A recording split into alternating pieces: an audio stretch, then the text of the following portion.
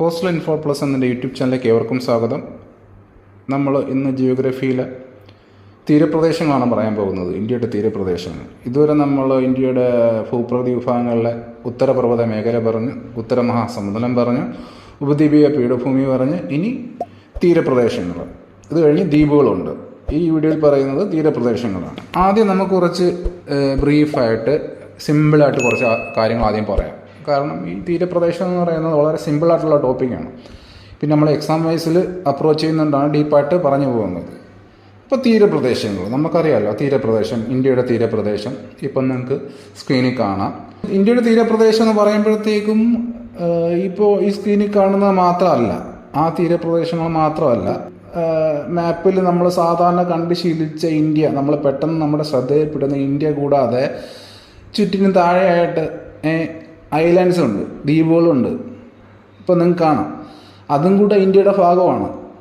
അപ്പം ഇന്ത്യയുടെ തീരപ്രദേശം എത്രയെന്ന് ചോദിക്കുമ്പോഴത്തേക്കും നമ്മൾ സാധാരണ കണ്ട് ശീലിച്ച ഇന്ത്യ, അതായത് മാപ്പിൽ കണ്ട് ശീലിച്ച പെട്ടെന്ന് ശ്രദ്ധയിൽപ്പെടുന്ന ഇന്ത്യയുടെ ആ രൂപം ഉണ്ടല്ലോ, അതിൻ്റെ തീരപ്രദേശത്തിൻ്റെ കൂടെ ഈ ഐലൻഡ്സിൻ്റെ തീരപ്രദേശം കൂടെ ആഡ് ചെയ്യണം. അപ്പോൾ മൊത്തത്തിൽ 7516 കിലോമീറ്റർ ദൈർഘ്യമുണ്ട് തീരപ്രദേശം ഇന്ത്യയുടെ മൊത്തത്തിൽ ആഡ് ചെയ്യുമ്പോൾ. അതായത് ഇപ്പം ഞാൻ സ്ക്രീനിൽ കാണുന്ന ഈ ഒരു തീരപ്രദേശത്തിൻ്റെ ലെങ്ത് പ്ലസ് നമ്മുടെ ഇന്ത്യയുടെ ഐലൻഡ്സിൻ്റെ എല്ലാം കൂടെ കൂട്ടിയിട്ടുള്ള ലെങ്ത് വരുമ്പോഴത്തേക്ക് 7516 വരും. ഇനി തീരപ്രദേശം എന്ന് ഞാൻ മീൻ ചെയ്യുന്നത് ഈ 6100 കിലോമീറ്റർ നീളമുള്ള കോസ്റ്റൽ ലൈനാണ്, അതായത് ഉപദ്വീപീയ ഇന്ത്യയുടെ തീരപ്രദേശം. അപ്പോൾ അതിനെ കിഴക്കൻ തീരപ്രദേശമെന്നും പടിഞ്ഞാറൻ തീരപ്രദേശമെന്നും രണ്ടായിട്ട് തിരിക്കുന്നു. Western coastal plain, eastern coastal plain. അപ്പോൾ വെസ്റ്റേൺ കോസ്റ്റൽ പ്ലെയിൻ എന്ന് പറയുന്നത് വെസ്റ്റേൺ ഘട്ടിനും അറേബ്യൻ സീക്കും ഇടയിൽ സ്ഥിതി ചെയ്യുന്നു. പശ്ചിമഘട്ടത്തിനും അറബിക്കടലിനും ഇടയിൽ സ്ഥിതി ചെയ്യുന്നു പടിഞ്ഞാറൻ തീരസമതലം. ഓക്കെ. ഇനി കിഴക്കൻ തീരസമതലം എന്ന് പറയുന്നത് പൂർവ്വഘട്ടത്തിനും ബേ ഓഫ് ബംഗാളിനും ബംഗാൾ ഉൾക്കടലിനും ഇടയിൽ സ്ഥിതി ചെയ്യുന്നു. നമ്മൾ ഇപ്പോൾ ഈ ഉത്തരപർവ്വത മേഖല, ഭൂമിയൊക്കെ പഠിച്ചു വന്നതുകൊണ്ട് ഈ പശ്ചിമഘട്ടം, പൂർവ്വഘട്ടം, അറബിക്കടൽ, ബംഗാൾ ഉൾക്കടൽ എന്നൊക്കെ പറയുമ്പോഴത്തേക്കും ഐഡിയ ഉണ്ടാവും. അതുകൊണ്ടാണ് ഞാൻ കൂടുതൽ ഡീറ്റെയിൽ ചെയ്യാത്തത്. അപ്പം സിമ്പിളായിട്ട് പറഞ്ഞു പോകണേ, ഇന്ത്യയുടെ തീരപ്രദേശം രണ്ടായിട്ട് തിരിക്കുന്നു. കിഴക്കൻ തീരപ്രദേശമെന്നും പടിഞ്ഞാറൻ തീരപ്രദേശമെന്നും. അതിനകത്ത് കിഴക്കൻ തീരപ്രദേശം സ്ഥിതി ചെയ്യുന്നത് പൂർവ്വഘട്ടത്തിനും ബേ ഓഫ് ബംഗാളിനിടയിൽ, പടിഞ്ഞാറൻ തീരസമതലം സ്ഥിതി ചെയ്യുന്നത് വെസ്റ്റേൺ ഘട്ടിനും അറേബ്യൻ സീക്കും ഇടയിൽ. ഇനി പറയാനുള്ളത് ഈ ഓരോ തീരത്തിൻ്റെയും വേർതിരിവാണ്. അതായത് ഈ കിഴക്കൻ തീരപ്രദേശത്തെയും പടിഞ്ഞാറൻ തീരപ്രദേശത്തെയും പിന്നെയും പല പല തുണ്ടുകളായിട്ട് വിഭജിക്കുന്നുണ്ട്. അതായത് കിഴക്കൻ തീരപ്രദേശത്തെ കൊറമാണ്ടൽ തീരമെന്നും വടക്കൻ സിർക്കാസ് എന്നും തിരിക്കുന്നുണ്ട്. വെസ്റ്റേൺ കോസ്റ്റൽ പ്ലെയിനെ, പടിഞ്ഞാറൻ തീരപ്രദേശത്തെ ഗുജറാത്ത് തീരം, കൊങ്കൺ തീരം, മലബാർ തീരം ഇങ്ങനെ തിരിക്കുന്നുണ്ട്. അപ്പോൾ ഇത്രയേ ഉള്ളൂ ബ്രീഫായിട്ടൊന്ന് സിമ്പിളി പറയാനായിട്ട്. തീരപ്രദേശം, ഇന്ത്യയുടെ തീരപ്രദേശം രണ്ടായിട്ട് തിരിക്കുന്നു. പടിഞ്ഞാറൻ തീരമെന്നും കിഴക്കൻ തീരമെന്നും, പടിഞ്ഞാറൻ തീരത്തെ ഗുജറാത്ത് തീരമെന്നും കൊങ്കൺ തീരമെന്നും മലബാർ തീരമെന്നും മൂന്നായിട്ട് തിരിക്കുന്നു. പിന്നെ ഈസ്റ്റേൺ കോസ്റ്റൽ പ്ലെയിനെ കൊറമാണ്ടൽ തീരമെന്നും വടക്കൻ സിർക്കാസ് എന്നും തിരിക്കുന്നു. ഇനി കുറച്ച് ഡീപ്പായിട്ട് നമ്മൾ പോവുകയാണ്. പറയുന്നത് ശ്രദ്ധിക്കണം. അതായത് ഇന്ത്യയുടെ തീരപ്രദേശം എവിടം തൊട്ട് എവിടം വരെ വ്യാപിച്ചിരിക്കുന്നു. അപ്പോൾ നമ്മൾ മൊത്തത്തിലാണ് പറയുന്നത്. കിഴക്കൻ തീരപ്രദേശത്തെയും പടിഞ്ഞാറൻ തീരപ്രദേശത്തെയും ഒരുമിച്ചാണ് പറയുന്നത്. അങ്ങനെ പറയുമ്പോഴത്തേക്കും ഗുജറാത്തിലെ റാൻ ഓഫ് കച്ച് മുതൽ ബംഗാളിലെ ഗംഗ ബ്രഹ്മപുത്ര ഡെൽറ്റ പ്രദേശം വരെ എന്നാണ് ഉത്തരം. ഗുജറാത്തിലെ റാൻ ഓഫ് കച്ച് എന്ന് പറയുന്നത് ഗുജറാത്തിലെ കച്ച് ജില്ലയിലൊരു ഒരു ഉപ്പ് മരുഭൂമി എന്നൊക്കെ പറയുന്നൊരു സംഭവമാണത്. ലവണത്വമുള്ള ചതുപ്പ് നിലം എന്നാണ് ഡെഫിനിഷൻ. അപ്പോൾ ആ ഗുജറാത്തിലെ റാൻ ഓഫ് കച്ച് മുതൽ ഇപ്പുറത്ത് ഇങ്ങനെ വന്നിട്ട് ബംഗാളിലെ ഗംഗാ ബ്രഹ്മപുത്ര ഡെൽറ്റ വരെ. ഗംഗാ ബ്രഹ്മപുത്ര ഡെൽറ്റയാണ് സുന്ദർബൻ ഡെൽറ്റ എന്ന് വിളിക്കുന്നത്. ഡെൽറ്റ എന്ന് പറയുന്നത് അറിയാലോ. ഡെൽറ്റ എന്ന് പറയുന്നത് ഈ നദികളൊക്കെ ഈ കടലുമായിട്ട് ചേരുന്ന സ്ഥലത്ത് ഇതിൻ്റെ സ്പീഡ് കുറയും. ഏതിൻ്റെ? നദിയുടെ സ്പീഡ് കുറയും. സ്പീഡ് കുറയുന്ന സമയത്ത് ഈ നദികളൊക്കെ വഹിച്ചുകൊണ്ട് വരുന്ന ഈ മണലുകൾ, അവസാദങ്ങൾ, ഇതെല്ലാം അതിൻ്റെ സൈഡിലായിട്ട് അടിയും. അങ്ങനെ അടിഞ്ഞ് രൂപം കൊണ്ടുണ്ടാകുന്ന ലാൻഡ് ഫോംസാണ് ഡെൽറ്റാസ് എന്ന് പറയുന്നത്. അപ്പം അങ്ങനെയുള്ള ഗംഗാ ബ്രഹ്മപുത്ര ഡെൽറ്റ ബംഗാളിലെ, അതിനാണ് സുന്ദർബൻ ഡെൽറ്റ എന്ന് പറയുന്നത്. അത് കണ്ടൽക്കാടുകൾക്ക് പ്രസിദ്ധമാണ്. ആ ഒരു ഡെൽറ്റ, സുന്ദർബൻ ഡെൽറ്റ വരെ ഇത് വ്യാപിച്ചിരിക്കുന്നു, ഇന്ത്യയുടെ തീരപ്രദേശം മൊത്തത്തിൽ പറയുകയാണെങ്കിൽ. അപ്പോൾ ഈ ഒരു വാചകം നമ്മൾ പഠിച്ചിരിക്കുകയാണെങ്കിൽ കിഴക്കൻ തീരപ്രദേശത്തിൻ്റെയും പടിഞ്ഞാറൻ തീരപ്രദേശത്തിൻ്റെയും ബോർഡർ ഇതുപോലെ പറയാൻ നമുക്ക് ഈസിയാണ്. കാരണം കിഴക്കൻ തീരപ്രദേശം അല്ലെങ്കിൽ പടിഞ്ഞാറൻ തീരപ്രദേശം തൊട്ട് തുടങ്ങാം. പടിഞ്ഞാറൻ തീരപ്രദേശം എവിടം തൊട്ട് എവിടം വരെ എന്ന് പറഞ്ഞു കഴിഞ്ഞാൽ ഗുജറാത്തിലെ റാൻ ഓഫ് കച്ച് മുതൽ എവിടം വരെ വരും, ഇങ്ങ് താഴെ കന്യാകുമാരി വരെ വരും. അവിടെ അത്രയാണ് പടിഞ്ഞാറൻ തീരപ്രദേശം. അപ്പോൾ ഇനി കിഴക്കൻ തീരപ്രദേശം എവിടെ വരും? ഇവിടം തൊട്ട് എവിടെയാണോ പടിഞ്ഞാറൻ തീരപ്രദേശം തീരുന്നത് അവിടം തൊട്ട് കിഴക്കൻ തീരപ്രദേശം സ്റ്റാർട്ടാവും. അത് പറയുന്നത് കന്യാകുമാരി തൊട്ട് അങ്ങ് വടക്ക് ഗംഗാ ഡെൽറ്റ, സുന്ദർബൻ ഡെൽറ്റ വരെ. അപ്പോൾ ഒന്നുകൂടെ പറയാം, ഇന്ത്യയുടെ തീരപ്രദേശത്തെ രണ്ടായിട്ട് തിരിക്കുന്നു. കിഴക്കൻ തീരപ്രദേശമെന്നും പടിഞ്ഞാറൻ തീരപ്രദേശമെന്നും, ഈസ്റ്റേൺ കോസ്റ്റൽ പ്ലെയിൻ അല്ലെങ്കിൽ വെസ്റ്റേൺ കോസ്റ്റൽ പ്ലെയിൻ. അപ്പോൾ ഇതിനെ വീണ്ടും തിരിക്കുന്നുണ്ട്. കിഴക്കൻ തീരപ്രദേശത്തെ കൊറമാണ്ടൽ തീരമെന്നും വടക്കൻ സിർക്കാസ് എന്നും തിരിക്കുന്നു. പടിഞ്ഞാറൻ തീരപ്രദേശത്തെ മൂന്നായിട്ട് തിരിക്കുന്നു. ഗുജറാത്ത് തീരമെന്നും കൊങ്കൺ തീരമെന്നും മലബാർ തീരമെന്നും. കുറച്ചുകൂടെ തിയററ്റിക്കലായിട്ട് പറയുമ്പോഴത്തേക്കും ഇന്ത്യയുടെ തീരപ്രദേശം എവിടം തൊട്ട് എവിടം വരെ, ഗുജറാത്തിലെ റാൻ ഓഫ് കച്ച് മുതൽ ബംഗാളിലെ സുന്ദർബൻ ഡെൽറ്റ വരെ. അതിൽ പടിഞ്ഞാറൻ തീരപ്രദേശം എവിടം തൊട്ട് എവിടം വരെ, ഗുജറാത്തിലെ റാൻ ഓഫ് കച്ച് മുതൽ കന്യാകുമാരി വരെ. പിന്നെ കിഴക്കൻ തീരപ്രദേശം അവിടെ തുടങ്ങുന്നു, കന്യാകുമാരി തൊട്ട് സുന്ദർബൻ ഡെൽറ്റ വരെ ബംഗാളിലെ. ഇനി സബ് ഡിവിഷൻസിൻ്റെ കാര്യം പറയാം. പടിഞ്ഞാറൻ തീരപ്രദേശത്തിനും കിഴക്കൻ തീരപ്രദേശത്തിനും സബ് ഡിവിഷൻസ് ഉണ്ടല്ലോ, ഒരുപാട് സബ് ഡിവിഷൻസ് ഉണ്ട്, പ്രധാനമായിട്ടുള്ള ഡിവിഷൻസ് ഉണ്ട്. പിന്നെ ലോക്കലി ഒക്കെ പല പല പേരുകൾ അറിയപ്പെടുന്നുണ്ട് തീരപ്രദേശങ്ങൾ. പക്ഷെ നമ്മൾ ഇമ്പോർട്ടൻ്റ് ആയിട്ടുള്ള തീരത്തിൻ്റെ അല്ലെ സബ് ഡിവിഷൻ്റെ പേര് മാത്രം പഠിച്ചാൽ മതിയാവും. ഇനി നമുക്ക് സബ് ഡിവിഷൻസിൻ്റെ കുറച്ച് ഡീറ്റെയിൽസ് പറയാം. ഈ പടിഞ്ഞാറൻ തീരപ്രദേശത്തെയും കിഴക്കൻ തീരപ്രദേശത്തെയും പിന്നെയും സബ് ഡിവിഷൻസായിട്ട് തിരിക്കുന്നുണ്ടല്ലോ. അപ്പം അത് പടിഞ്ഞാറൻ തീരപ്രദേശം, ഈ പടിഞ്ഞാറൻ തന്നെ ആദ്യം പറയുന്നത് അതിനകത്തൊരു പ്രത്യേക ഇഷ്ടം ഉണ്ടായിട്ടാണ്. കാരണം നമ്മൾ കേരളം സ്ഥിതി ചെയ്യുന്നത് പടിഞ്ഞാറൻ തീരപ്രദേശത്താണ്. അപ്പോൾ പടിഞ്ഞാറൻ തീരപ്രദേശത്തിൻ്റെ കാര്യം എടുക്കുമ്പോഴത്തേക്കും മൂന്നായിട്ട് തിരിക്കുന്നു: ഗുജറാത്ത് തീരം, കൊങ്കൺ തീരം, മലബാർ തീരം. ഗുജറാത്ത് തീരം എവിടം തൊട്ട് എവിടം വരെ, റാൻ ഓഫ് കച്ച് മുതൽ ദാമൻ വരെ അങ്ങനെ പറയാം. അല്ലെങ്കിൽ ഗൾഫ് ഓഫ് കച്ചിനും ഗൾഫ് ഓഫ് കാമ്പാട്ടിനും ഇടയിൽ സ്ഥിതി ചെയ്യുന്നു എന്ന് പറയാം. നിങ്ങൾക്കിപ്പോൾ സ്ക്രീനിൽ കാണാം gulf of Kutch, gulf of Khambhat, Daman, Rann of Kutch. അപ്പോൾ ഇതാണ് അതിൻ്റെ ഒരു തിയററ്റിക്കലി പറയുമ്പോഴത്തേക്കും. ഗൾഫ് ഓഫ് കച്ച്, ഗൾഫ് എന്ന് പറയുന്നത് ഇപ്പോൾ സ്ക്രീനിൽ കാണാം, ഇങ്ങനെ ഈ ഇടുങ്ങിയ ലാൻഡ് ഫോമിലോട്ട് കയറിയ വാട്ടർ ബോഡി. അപ്പോൾ ആ ഒരു ഭാഗത്തെയാണ് ഗൾഫ് എന്ന് പറയുന്നത്. അപ്പോൾ ഗൾഫ് ഓഫ് കച്ചിനും ഗൾഫ് ഓഫ് കാമ്പാട്ടിനും ഇടയിൽ സ്ഥിതി ചെയ്യുന്നു എന്ന് പറയാം ഗുജറാത്ത് തീരം. അപ്പോൾ കൊങ്കൺ തീരത്തിൻ്റെ കാര്യം പറയുമ്പോഴത്തേക്കും മഹാരാഷ്ട്ര, ഗോവ, കർണാടകത്തിൻ്റെ വടക്കൻ തീരപ്രദേശം ഇത്രയും ചേരുന്നതാണ് കൊങ്കൺ തീരം എന്ന് പറയുന്നത്. പിന്നെ മലബാർ തീരത്തിൻ്റെ കേസിൽ പറയുമ്പോഴത്തേക്കും കർണാടകത്തിൻ്റെ തെക്കൻ തീരവും കേരളത്തിൻ്റെ തീരപ്രദേശവും ചേർന്നാണ് മലബാർ തീരം എന്ന് പറയുന്നത്. അപ്പോൾ നോക്കിയേ, ഈ കർണാടക എന്ന് പറയുന്നത് ഇപ്പോൾ ഈ കൊങ്കൺ തീരത്തിനകത്ത് കർണാടകത്തിൻ്റെ വടക്കൻ തീരം വരുന്നുണ്ട്, മലബാർ തീരത്തിനകത്ത് കർണാടകത്തിൻ്റെ തെക്കൻ തീരം വരുന്നുണ്ട്.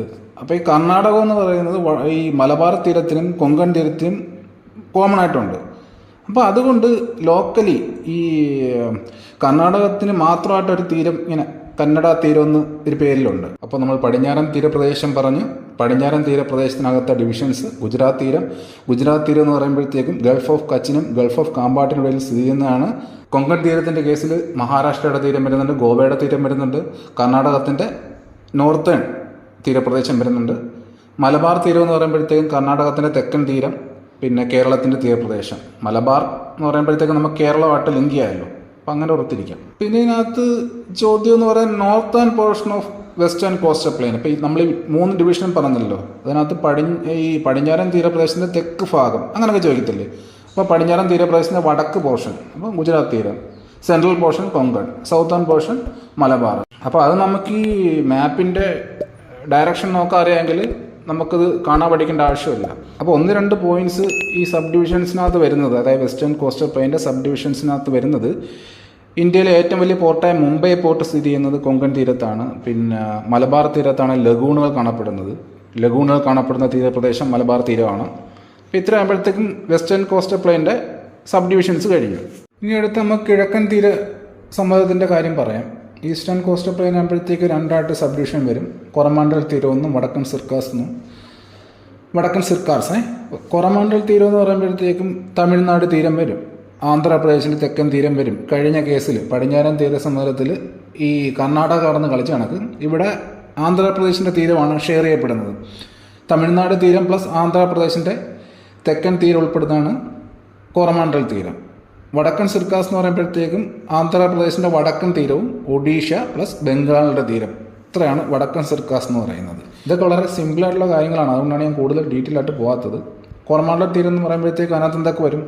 തമിഴ്നാട്, ആന്ധ്രാപ്രദേശിൻ്റെ തെക്കൻ തീരം. വടക്കൻ സിർക്കാസ് എന്ന് പറയുമ്പോഴത്തേക്കും ആന്ധ്രാപ്രദേശിൻ്റെ വടക്കൻ തീരം, ഒഡീഷയുടെ തീരം, ബംഗാളിൻ്റെ തീരം. ഓക്കെ, ഇപ്പോൾ ഒരുപാട് ഡിവിഷൻസ് വന്ന് ഡീറ്റെയിൽസ് വന്ന് അതുകൊണ്ട് നമുക്ക് കോഡ് വെച്ച് ഒന്ന് ലിങ്ക് ചെയ്യാം, അല്ലെങ്കിൽ തിരിഞ്ഞു പോവും.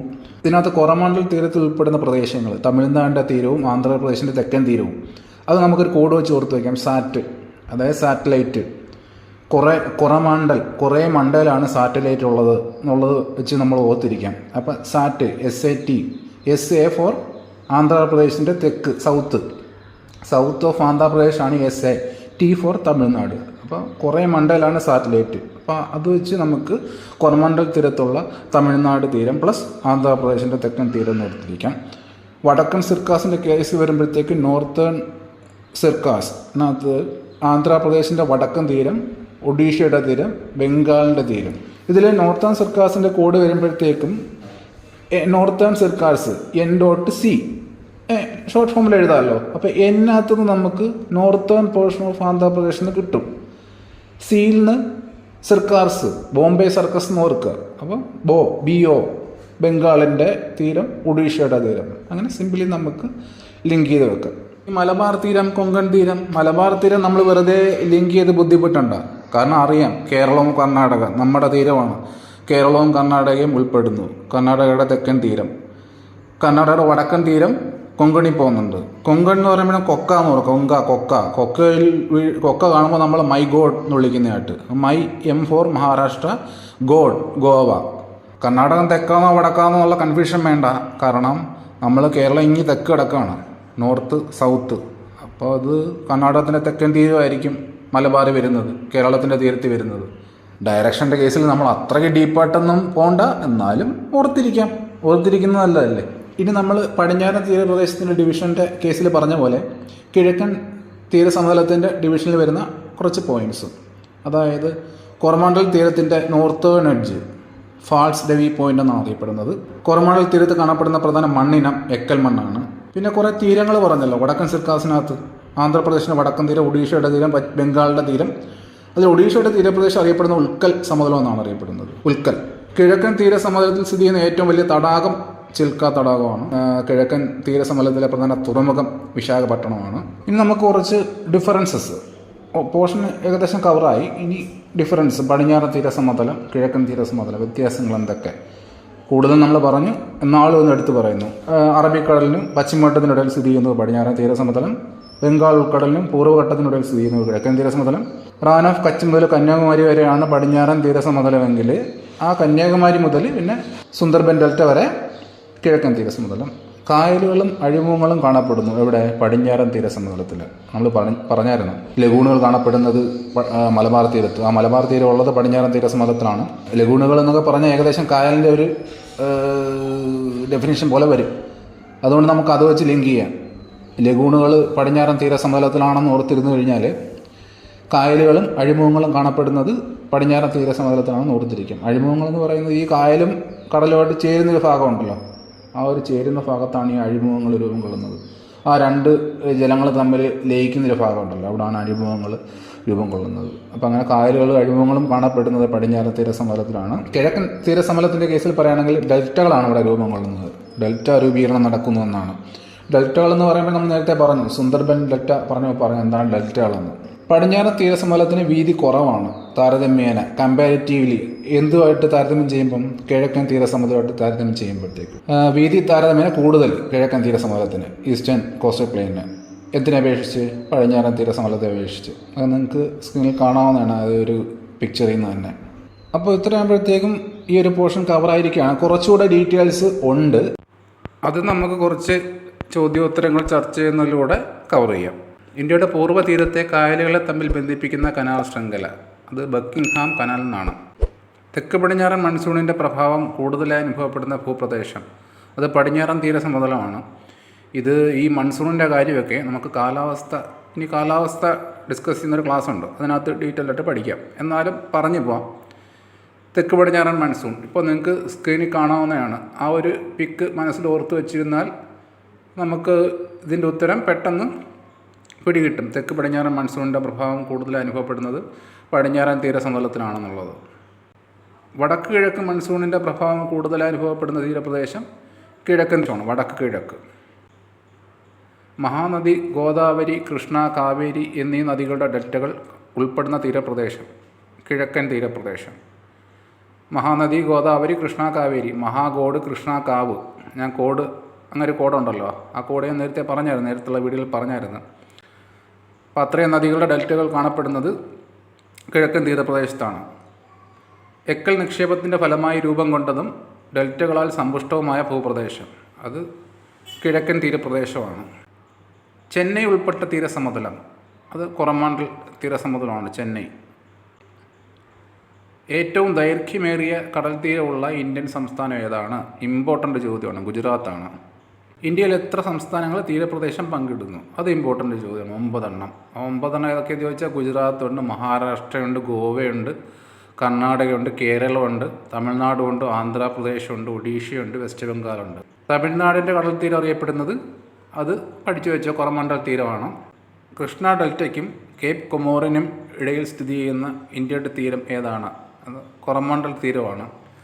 കേപ്പ് കൊമറിൻ എന്ന് പറഞ്ഞു കഴിഞ്ഞാൽ അത് കന്യാകുമാരി തന്നെയാണ്, അതിൻ്റെ വേറൊരു പേരാണ് കേപ്പ് കൊമറിൻ എന്ന് പറയുന്നത്. അവിടെ തെറ്റിപ്പോരുത്.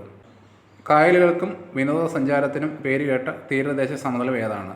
മലബാർ തീരം. നമ്മൾ പറഞ്ഞായിരുന്നു. ഇന്ത്യയുടെ തീരദേശ സമതലങ്ങളിൽ സാമ്പത്തിക വളർച്ചയെ നയിക്കുന്ന പ്രധാന പ്രവർത്തനങ്ങൾ ഏതാണ്? മത്സ്യബന്ധനമാണ്. ഇന്ത്യയുടെ കിഴക്കൻ തീരത്തെ ഏറ്റവും വലിയ തുറമുഖം ഏതാണ്? ചെന്നൈ തുറമുഖം. ഈസ്റ്റേൺ കോസ്റ്റൽ പ്ലെയിനിലെ ഏറ്റവും വലിയ തുറമുഖം ചെന്നൈ തുറമുഖം. ഇന്ത്യയുടെ തീരദേശ സമതലങ്ങളിൽ പ്രധാനമായും കാണപ്പെടുന്ന സസ്യജാലങ്ങൾ ഏതാണ്? കണ്ടൽക്കാടുകളാണ്. ഏത് തീരദേശ നഗരമാണ് കപ്പൽ നിർമ്മാണ വ്യവസായത്തിന് പേരുകേട്ടത്? കൊച്ചി. ഇന്ത്യയിലെ തീരദേശ സമതലങ്ങളിൽ വളരുന്ന പ്രധാന വിള ഏതാണ്? അരിയാണ്, റൈസ്. ഏത് നാണ്യവിളയുടെ ഉൽപ്പാദനത്തിനാണ് കൊങ്കൺ തീരം അറിയപ്പെടുന്നത്? കശുവണ്ടി. കൊങ്കൺ, കശുവണ്ടി രണ്ടും കായാണ്. എണ്ണ ശുദ്ധീകരണശാലകൾക്ക് പേരുകേട്ട തീരദേശ സമതലം ഏതാണ്? പശ്ചിമ തീരസമതലമാണ്, വെസ്റ്റേൺ കോസ്റ്റൽ പ്ലെയിൻ ആണത്. താഴെ പറയുന്നവയിൽ ഏത് സംസ്ഥാനമാണ് കിഴക്കൻ തീരദേശ സമതലങ്ങൾ സ്ഥിതി ചെയ്യാത്തത്? ഇത് 8 എന്ന് വെച്ച് കഴിഞ്ഞാൽ ഇങ്ങനെയും ചോദിക്കാം. ഇതിനകത്ത് ഓപ്ഷൻ ഒഡീഷ, ആന്ധ്രാപ്രദേശ്, തമിഴ്നാട്, പശ്ചിമ ബംഗാൾ തന്നിട്ട് ഇതിനകത്ത് കിഴക്കൻ തീരദേശ സമതലത്തിൽ സ്ഥിതി ചെയ്യാത്തത്. അപ്പോൾ ഉത്തരം തമിഴ്നാടെന്നാണ്. ഇത് പല രീതിയിൽ ചോദിക്കാം. ഏതാണ് ഉള്ളതെന്ന് ചോദിക്കാം, ഏത് ആണ് ഇല്ലാത്തതെന്ന് ചോദിക്കാം. അങ്ങനെ അത് കിഴക്കൻ തീരസമതലത്തിന് ചോദിക്കാം, പടിഞ്ഞാറൻ തീരസമതലത്തിന് ചോദിക്കാം. ഓക്കെ, അപ്പോൾ ഇത്രയാകുമ്പോഴത്തേക്കും നമ്മൾ ഏകദേശം ഈ ഒരു പോർഷൻ കവർ ചെയ്തു. Thank you.